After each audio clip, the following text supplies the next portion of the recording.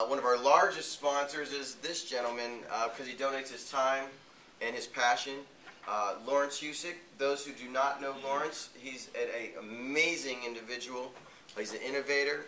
He's an educator, a philanthropist, I'd say, to some degree. But he's an expert on innovation. Okay, he is a professor or lecturer at Johns Hopkins. He teaches master's degrees engineers, innovation process. And he's a lecturer on innovation at the Foreign Policy Research Institute. He's exited about 9 entities, and he's a partner at Lipton, Weinberger, and Husick. He has a passion for education around the field of innovation. And without any further discussion, please welcome Lawrence.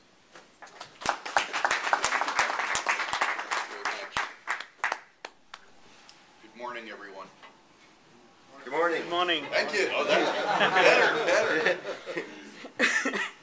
So this morning is going to be a little bit different from the last session that we had, only because this one is much more in the nature of understanding some of the deep things that are really about the fundamentals of entrepreneurship and are the real heart of hope and change. And I don't say that lightly. I say that because it's my belief that our economic system in this country is structured so that entrepreneurs always win. And if you don't believe it now, you will in the next half hour. Because that's critical to understanding why and how you need to execute on entrepreneurship. And so I thought we'd start at the place where you never expected you'd start, which is Economics 101. Now, economics is called the dismal science, and there are really good reasons for that. And we're going to start in the worst place of economics, which is economic history. Something you never thought you'd have to deal with ever again, even if you sat or slept through it in school. So let's jump back into economic history and figure out why the fundamental structure of the American economy means that us entrepreneurs always win. So this guy's my hero. His name is Joseph Schumpeter, and he was not American, he was Austrian. And he is one of the top 10 economists of all time, if you can believe they have a Hall of Fame.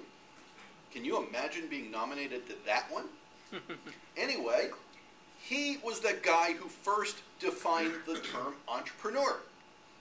And he did so in a very broad way that we wouldn't really understand today, because what he said was that an entrepreneur is anyone who undertakes anything. So, you're going to paint the house, you are the entrepreneur of house painting. It doesn't matter if you're doing it for your own house, not being paid, and only because your spouse nagged you for the last 6 years. You're still an entrepreneur for Joseph Schumpeter. But we understand that entrepreneurs do something a little different. We understand that entrepreneurs are people who undertake new ventures, start new businesses, and run them to success. And so we need to understand what is the difference between somebody who just does something, that's Schumpeter's definition, and somebody who actually succeeds. And what he said was that the process by which we would win is a process called creative destruction.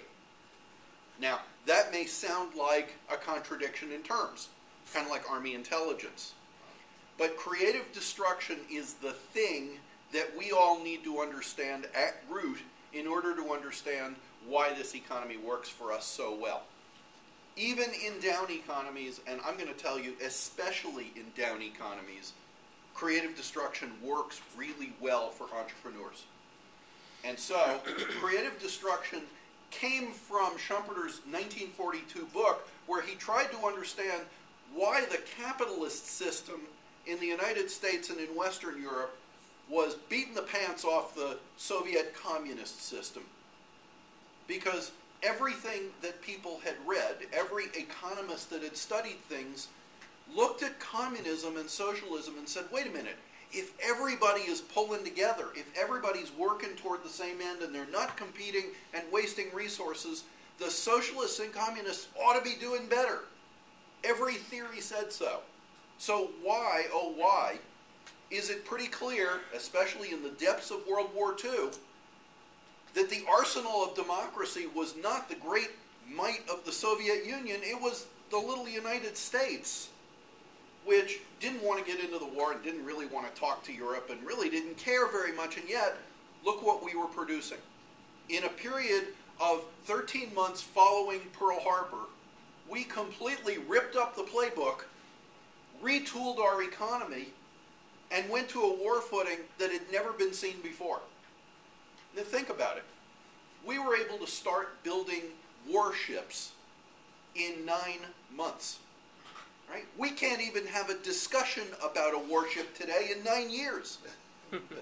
We won't launch warships today because we can't figure out how to get them built in 15 years. And yet in 9 months, we went from zero to full-on production. Same with airplanes, same with tanks, same with jeeps. So why? Why were we able to do that? That was Schumpeter's real question. And strangely enough, in order to answer it, he co-opted a term from Marx. Because what Marx had said in the Communist Manifesto was that creative destruction would mean the end of capitalist economies. Because all of this turmoil, all of this competition was just a waste. And everybody ought to just work together and sing Kumbaya. And yet that's not the way it was working out. So Schumpeter made this leap, and he said creative destruction is really what the world is about. And he started looking at the history of economic transitions. So here's a good one to think about. The field is transportation. And we have this history. So the first thing we do when people want to move things around is we try to use somebody else's muscle power, because there's only so much that we can carry. So we start using animals, and then we invent the wheel and the axle, and we get wagons, and then we figure out, hey, you can have a mule pull a barge, and that's got a really good amount of pull to it, because after all, the canal is level, the river is reasonably level, and you're not pulling against anything. So we multiply our muscle power, and we build an economy around doing this. And for millennia, that's the way the world works, and then all of a sudden, Mr. Watt comes along, and Mr. Fulton comes along, and we get railroads. And railroads instantaneously, in terms of world history, less than 20 years, transform the landscape. But in so doing, they create all these new jobs that you didn't need before. You need people who can build the steam engines. You need people who can make steel wheels instead of wagon wheels. You need people who can lay track. You need people who do different jobs, and at the same time, what happens to all the people whose jobs were concerned with tending all the animals that used to move stuff? What happens to the people whose business was running the local stable in town when the train comes to town? What happens to the wagon wheel maker when the train comes to town? What happens to the horse breeder when the train comes to town, when it's the iron horse now? And the answer is, those people are out of a job. Those people need to do what we all need to do from time to time. They need to retrain, rethink, and retool. But in between, there's some pain. There are some winners and some losers. Now fast forward a little bit to just after World War II. The country is running on rails. You want to go from here to Chicago? You hop a train. You want to go to Center City? You hop a train. You want to go anywhere around Philadelphia? You hop a trolley. You're on rails. And that's the way the country works. But after World War II, General Motors and the like have all of this productive capacity, and they no longer need to make jeeps and tanks and airplane engines. What are they going to make instead? They're going to make cars and buses. And so, in the blink of an eye, helped by the Eisenhower Interstate Highway System, which was built under the cover of being part of our national defense network, and in fact it is, but it was really more built as public welfare to GM. Because once you have cars, you need to be able to drive them somewhere. And at the same time, GM comes to cities like Philadelphia and says, you know, those trolleys, they can only go where the tracks go. And you're a growing, dynamic city. What you need, gentlemen, is the wave of the future. You need buses. Now, buses are expensive, but we'll tell you what, we'll make you a trade. You sell us your trolley system, we'll give you the buses really cheap. Seems like a good deal for the city, and that's what they did. And what do you think GM did with all those trolley cars and all that track?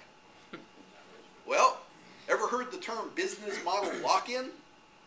As long as that track is there, there is a chance that if the buses don't work out, the city will just go back to the trolleys, because they worked really well. So GM takes all of the rolling stock, all the cars, and sells them to places like La Paz, Bolivia, where, by the way, Philadelphia's rolling stock is still rolling, and tears up the tracks. This is called business model lock-in. You can't go back once the tracks are torn up. And in most of the city, there are still some remnants of track in a block or two, but most of it's gone. And as for the cars, well, we have all these cars, but what about all the people that used to make and service all of the trains? They're out of a job until they rethink, relearn, retool. Now we have people who sell cars and repair cars and inspect cars and pump gas for cars. We've built an infrastructure around the internal combustion engine. Then airplanes come along. And what happens to the last remnant, first of intercity rail and then intercity bus? Poof, gone. And so each one of these represents a cycle of destruction of an older mode of doing business when the newer mode comes to the fore. And that is the heart of creative destruction. What does it do? Well, on one level, creative destruction is part of our economy.